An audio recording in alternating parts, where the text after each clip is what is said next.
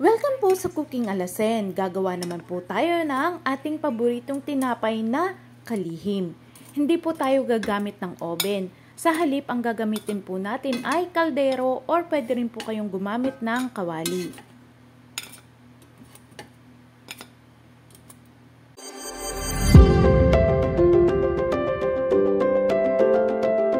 Ang una ho nating gagawin ay ang kanyang palaman. Kakailanganin ho natin ng 1 cup of all-purpose flour or pwede rin naman ho yung mga third class na harina laang.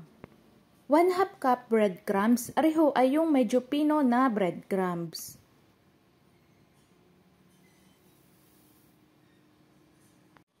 1/2 cup white sugar.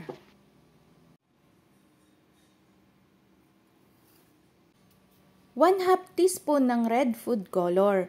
Pero depende ho iyon sa gagamitin yung food color dahil meron hong food color na liquid at meron din hong powder na katulad ng ginamit ko. Kaya tansyahin nyo na lang ho hanggang sa ma-achieve ninyo yung gusto ninyong kalabasan na kulay. Haluin nyo muna hong maigi hanggang sa mag-well combine na ang lahat ng dry ingredients. At saka po natin lalagyan ng 1/4 cup ng water. Pero tansyahin nyo na lang din ho ang paglalagay ng tubig dahil meron hong mga harina na matakaw ho sa tubig. Kung sa tingin nyo ho ay kulang pa yung inyong tubig, ay di mag-add na lang ho kayo ng paunti-unti hanggang sa garniho ang kanyang kalabasan. Atin laang ho aring mamasahin ng bahagya hanggang sa malagyan ho ng food color yung ating mga harina. Kapag nabuo na ho ninyo siyang garine, ay saka ho natin ilalagay ang 2 tablespoon ng butter or margarine.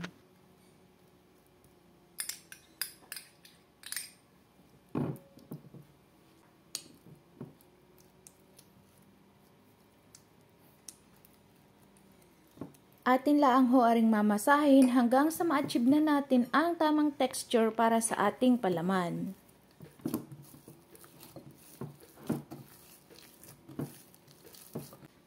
Ari na ho ang ating nagawang palaman. Isa-set aside lang ho natin ari at hahatiin sa dalawa.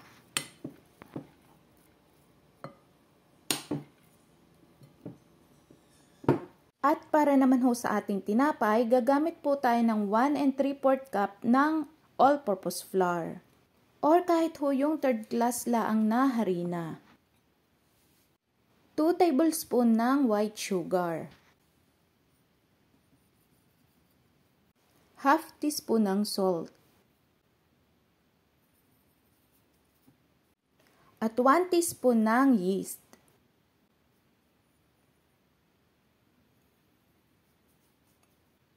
At haluin lang ho nating maigi aring ating mga dry ingredients bago ho natin ilagay ang 1/2 cup ng tubig.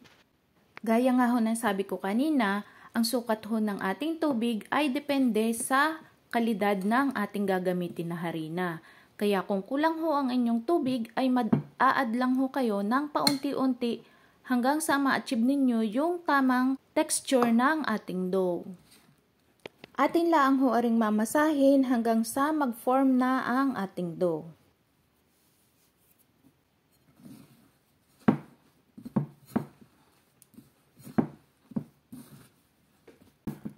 Kapag nabuo na ho siyang garne, saka ho natin ilalagay ang 2 tablespoon ng butter or pwede rin ho ang margarine.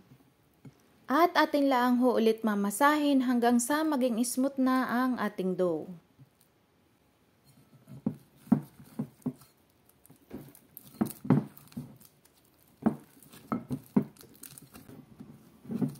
Smooth na ho are ang ating dough. Minasa ko lang ho are ng mga 8 minutes. Hindi na ho natin are paaalsahin tulad ng ibang mga tinapay. Diretso na ho natin aring hahatiin sa dalawa.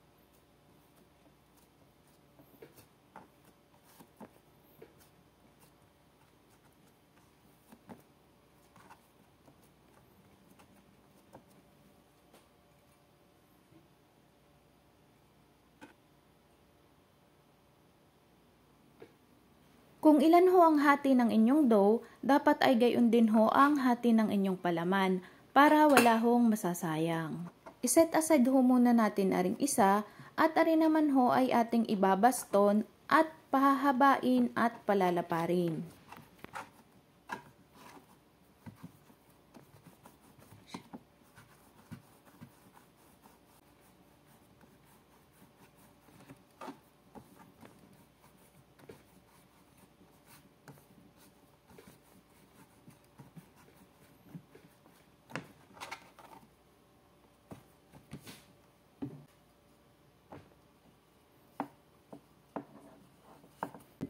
Napahaba at napalapad na ho natin ang ating dough, kaya maglalagay naman ho tayo ng ating palaman.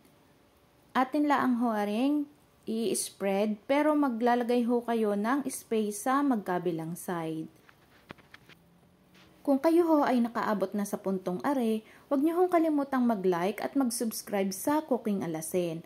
At meron din ho tayong FB page. Kaya kung kayo ho ay mga naka-predata lang, maaari nyo hong panoorin sa ating Facebook page ang ating mga ginagawang recipe.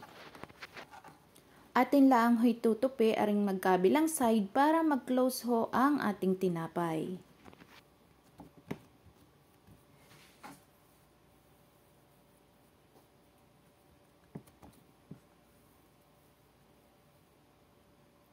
After ho natin ma-close, padadaanan ho natin ang bahagya ng rolling pin. Bahagya laang ho, wag niyo hong masyado siyang didiinan.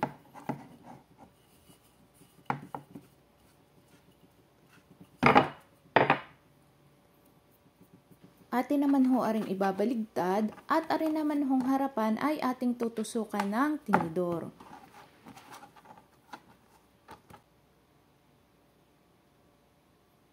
Kung mapapansin ninyo ho ay medyo merong may malalaking agwat. Diyan ho natin puputulin mamaya ang ating tinapay.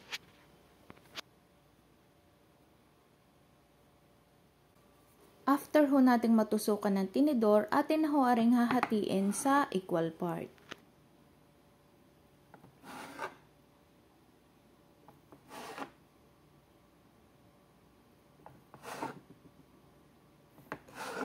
Sa sukat ho ng ating mga ingredients ay makakagawa ho tayo ng 18 pieces na kalihim. Ang ating lang ho ipinakikita sa ngayon ay yung half ng ating dough.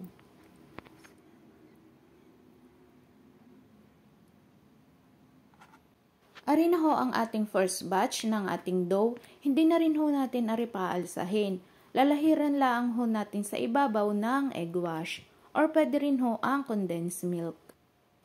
Hindi ho ako gagamit ng oven, sa halip ay gagamit ho ako ng kaldero. Ari ho ay pinainit ko na. At direkta ho nating ilalagay ang ating tinapay sa ating kaldero. At yun hong apoy ay kailangan ay mahinang-mahina laang, yun hong parang pang-in-in ng kanin. Takpan at lutuin laang ho ng 20 minutes. After 20 minutes, atin ho aring babaliktarin. At lulutuin naman ho natin ng 15 minutes laang ang kabilang side. Kaya kung kayo ho ay nagkikrave sa tinapay at wala kayong oven, ay pwede na ho kayong gumawa gamit lang ho ang kaldero or kawali. May kasabihan nga po tayo, pag gusto may paraan, pag ayaw ay maraming dahilan.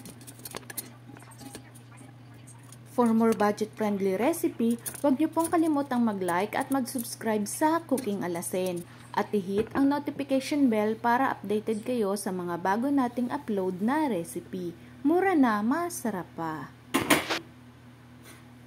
Ang total po ng ating cooking time ay 35 minutes at garinin na ho ang kalalabasan ng ating tinapay na kalihim.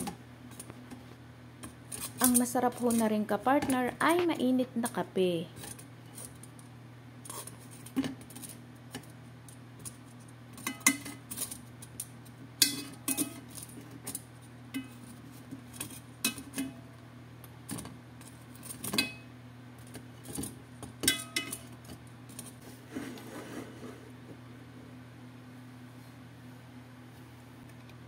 Ilalagay ko na lang ho sa ating description box ang ating kumpletong mga sangkap at ilalagay ko rin ho dito sa dulo ng ating video. Maraming salamat po sa inyong panunood.